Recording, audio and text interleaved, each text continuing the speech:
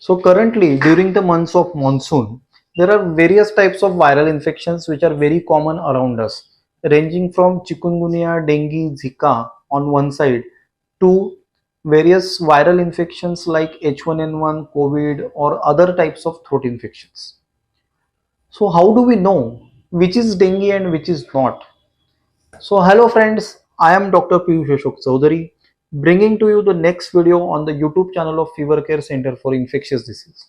In this video, we are going to discuss when to suspect that a particular person with fever has got dengue, and if we are suspecting that a person has got dengue, then how do we confirm the diagnosis of dengue infection?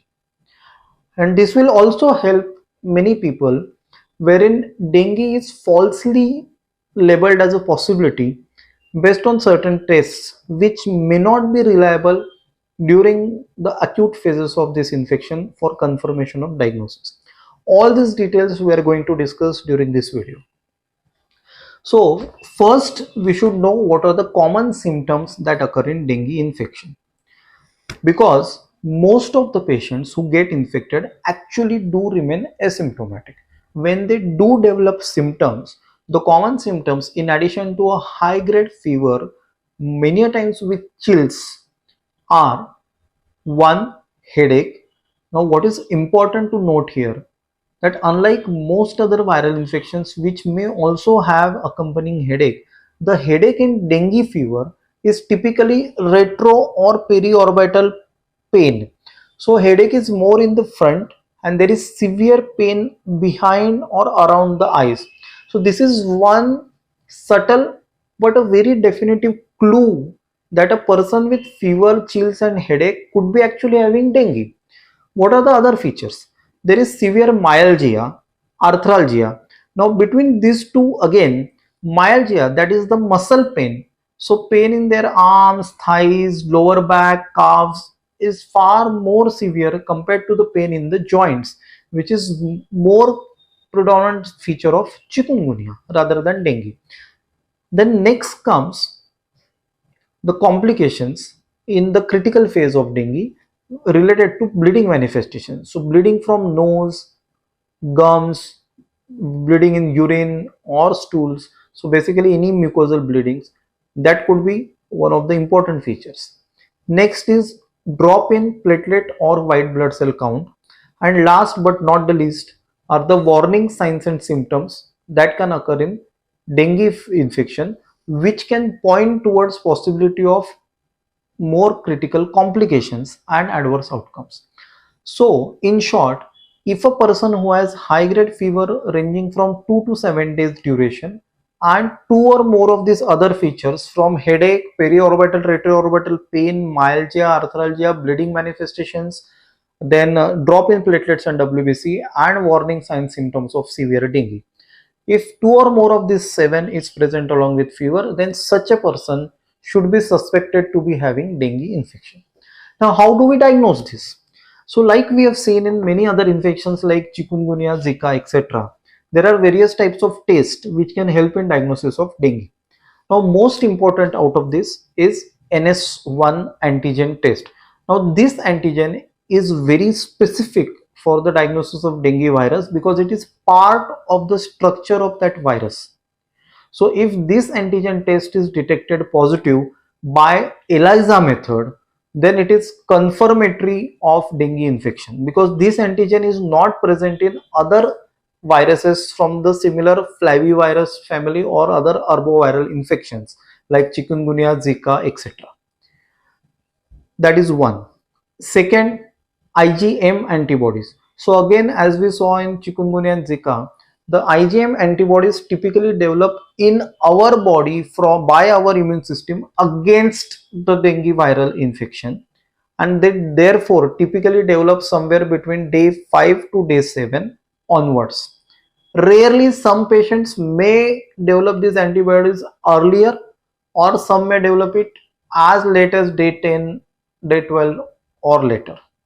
But typical time is day 5 to 7 when the IgM antibodies start getting detectable in our blood. Again, this has to be detected by MAC ELISA method for detection of IgM antibodies. Third is IgG antibodies. Now, most important here that IgG antibodies develop several days or weeks later, and they may remain positive for months or at times even years. So IgG antibodies do not confirm diagnosis of dengue infection during acute febrile illness. So this is one important thing, because occasionally we do come across patients who believe or who have been told or misinformed that they are having dengue on the basis of positive IgM antibody test. So here what we should remember is that NS1 antigen, which is the structural part of the dengue virus, is positive right from day 1 up to 3 to 4 days after the onset of fever. IgM antibody becomes positive 4th, 5th day onwards up to 7 to 10 days and then remains positive for a few weeks. IgG antibody becomes positive after several days to weeks and then remains positive for a long time.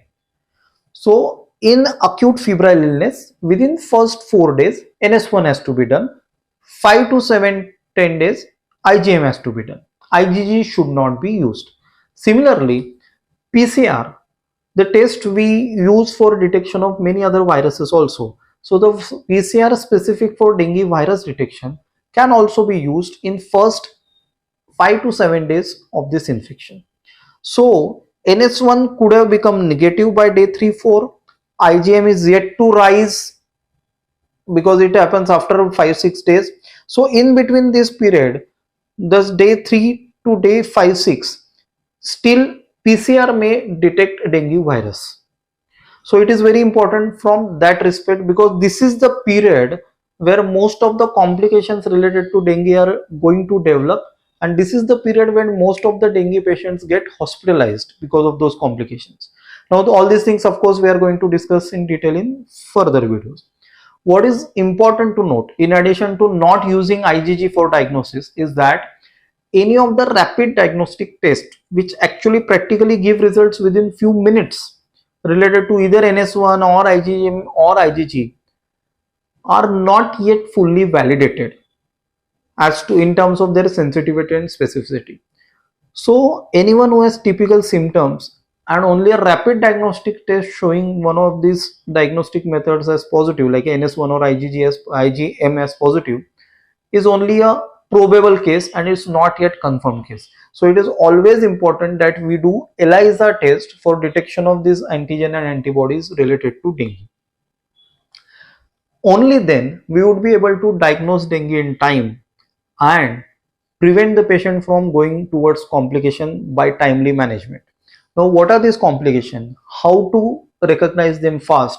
That is what we are going to discuss in our next video. So friends, if you have liked this video and found it useful, please share it with as many people as possible.